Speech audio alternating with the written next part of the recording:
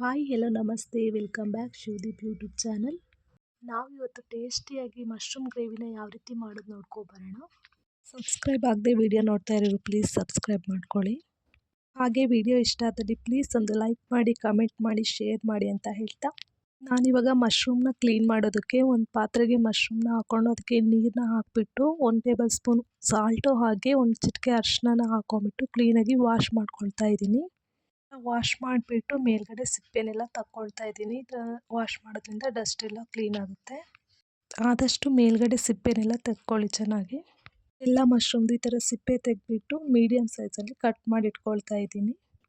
ಈಗ ಮಸಾಲ ರೆಡಿ ಮಾಡೋದಕ್ಕೆ ಒಂದು ಪ್ಯಾನ್ಗೆ ಒಂದು 3 ಟೇಬಲ್ ಸ್ಪೂನ್ ಅಷ್ಟು ಆಯಿಲ್ನ ಹಾಕಿಬಿಟ್ಟು, ಆಯಿಲ್ ಹೀಟ್ ಆದಮೇಲೆ 2 ರಿಂದ 3 ಚಕ್ಕೆ ಲವಂಗ ಹಾಗೆ ಒಂದು ಪಲಾವ್ ಎಲೆನ ಹಾಕ್ಕೊಂಡು ಚೆನ್ನಾಗಿ ಫ್ರೈ ಮಾಡ್ಕೊಳ್ತಾ ಇದ್ದೀನಿ. ಹಾಗೆ ಅದಕ್ಕೆ ಒಂದು ಈರುಳ್ಳಿ ಹಾಗೆ ಒಂದು ಟೊಮೊಟೊನ ಸೇರಿಸ್ಕೊಂಡು ಫ್ರೈ ಮಾಡ್ಕೊಳ್ತಾ ಇದ್ದೀನಿ. ಅದಕ್ಕೆ ಒಂದು 3 ಗ್ರೀನ್ ಚಿಲ್ಲಿ ಹಾಗೆ 5 ರಿಂದ 6 ಎಸಳು ಬೆಳ್ಳುಳ್ಳಿ ಹಾಗೆ 1 ಸ್ಪೂನ್ ಜೀರಿಗೆನ ಹಾಕ್ಕೊಂಡು ಫ್ರೈ ಮಾಡ್ಕೊಳ್ತಾ ಇದ್ದೀನಿ. ಫ್ರೈ ಆದ ನಂತರ ಆರೋದಕ್ಕೆ ಬಿಟ್ಬಿಟ್ಟು ಒಂದು ಮಿಕ್ಸಿ ಜಾರ್ಗೆ ಹಾಕ್ಕೊಂಡು ನೈಸಾಗಿ ರುಬ್ಕೊಳ್ತಾ ಇದ್ದೀನಿ. ನೀರೇನೋ ಸೇರಿಸ್ಕೊಳ್ದೆ ಹಾಗೆ ರುಬ್ಕೊಳ್ತಾ ಇದ್ದೀನಿ. ಈಗ ನಾನು ಅದೇ ಪಾತ್ರೆಗೆ 1 ಟೇಬಲ್ ಸ್ಪೂನು ಆಯಿಲ್ನ ಹಾಕಿಬಿಟ್ಟು ಮಶ್ರೂಮ್ನ ಸೇರಿಸ್ಕೊಂಡ್ಬಿಟ್ಟು ಚೆನ್ನಾಗಿ ಫ್ರೈ ಮಾಡ್ಕೊಳ್ತಾ ಇದ್ದೀನಿ. ಒಂದು ಚಿಟಿಕೆ ಅಷ್ಟು ಅರಿಶಿಣ ಹಾಗೆ 1 ಟೇಬಲ್ ಸ್ಪೂನ್ ಉಪ್ಪನ್ನ ಹಾಕಿಬಿಟ್ಟು ಚೆನ್ನಾಗಿ ಫ್ರೈ ಮಾಡ್ಕೊಳ್ತಾ ಇದ್ದೀನಿ. ಗ್ಯಾಸ್ನ ಮೀಡಿಯಮ್ ಫ್ಲೇಮಲ್ಲಿ ಇಟ್ಕೊಂಡ್ಬಿಟ್ಟು ನೀರು ಬಿಡುತ್ತೆ ಚೆನ್ನಾಗಿ ಮಶ್ರೂಮು, ಅಲ್ಲಿ ತನಕ 5 ನಿಮಿಷ ಚೆನ್ನಾಗಿ ಫ್ರೈ ಮಾಡ್ಕೊಳ್ತಾ ಇದ್ದೀನಿ.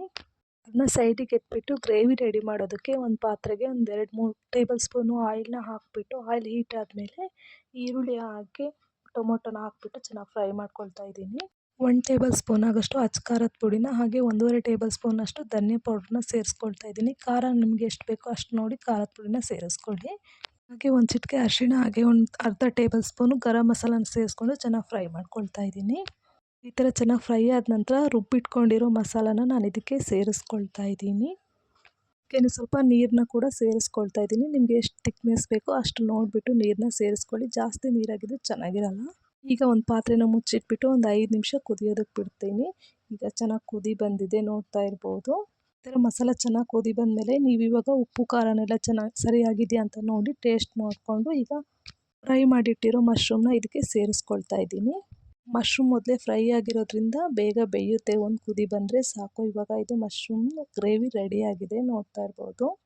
ಮಶ್ರೂಮ್ ಗ್ರೇವಿ ಈಗ ರೆಡಿಯಾಗಿದೆ. ಇದು ಚಪಾತಿಗೆ, ಬಿಸಿ ಅನ್ನಕ್ಕೆ ಹಾಗೆ ಈ ರೈಸ್ಗೆಲ್ಲ ಇದು ತುಂಬ ಚೆನ್ನಾಗಿರುತ್ತೆ, ಟೇಸ್ಟಿಯಾಗಿರುತ್ತೆ. ನೀವು ಕೂಡ ಒಮ್ಮೆ ಟ್ರೈ ಮಾಡಿ ಅಂತ ಹೇಳ್ತಾ, ಇವತ್ತಿನ ವಿಡಿಯೋ ಇಷ್ಟ ಆದರೆ ಪ್ಲೀಸ್ ಒಂದು ಲೈಕ್ ಮಾಡಿ, ಹಾಗೆ ವಿಡಿಯೋನ ಶೇರ್ ಮಾಡಿ, ಕಮೆಂಟ್ ಮಾಡಿ, ಸಬ್ಸ್ಕ್ರೈಬ್ ಆಗೋದನ್ನ ಮರಿಬೇಡಿ. Thank you so much. ಕೊನೆ ತನಕ ವಿಡಿಯೋ ನೋಡಿದ್ದಕ್ಕಾಗಿ ಧನ್ಯವಾದಗಳು.